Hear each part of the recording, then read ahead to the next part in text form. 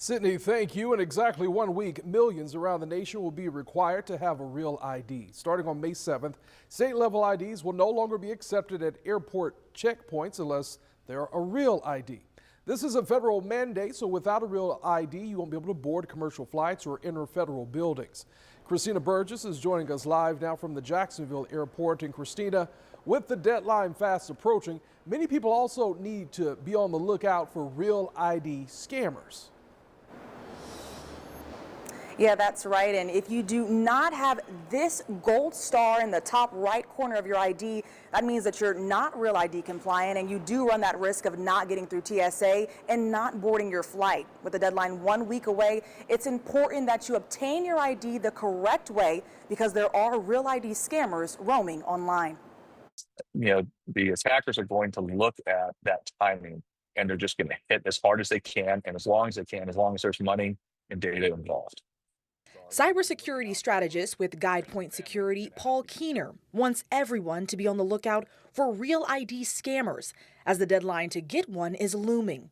Keener says scammers will come through emails, social media, and online forums. If there's any point where the website says we can do this online, you can get your real ID updated. Just send us your social security number. You can get it updated online.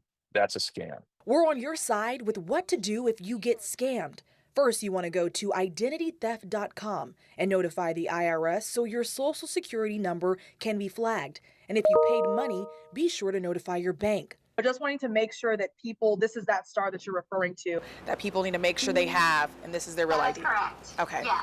According to St. Johns County tax collector Jennifer Raven, the gold star in the upper right-hand corner of your ID means you are real ID compliant. If you haven't obtained your real ID yet, you can do so at your local county tax collector office in Florida and the Department of Driver Services in Georgia. Be sure you bring proof of identification, like a passport or birth certificate. You'll also need to provide your social security number and proof of residence. Without your real ID credential, you will not be able to board a commercial flight or enter a federal building without additional documentation. Make sure that you understand how real ID works, who can issue the real ID, and then you'll be fine. You'll be a much harder target for these scammers, and you're not going to get taken advantage of. And according to TSA, if you are not real ID compliant or present another form of identification that is accepted, you will be expecting to face some delays. There will be additional screening, and you run that possibility of not making your flight. Reporting live in JAX, Christina Burgess, First Coast News, on your side.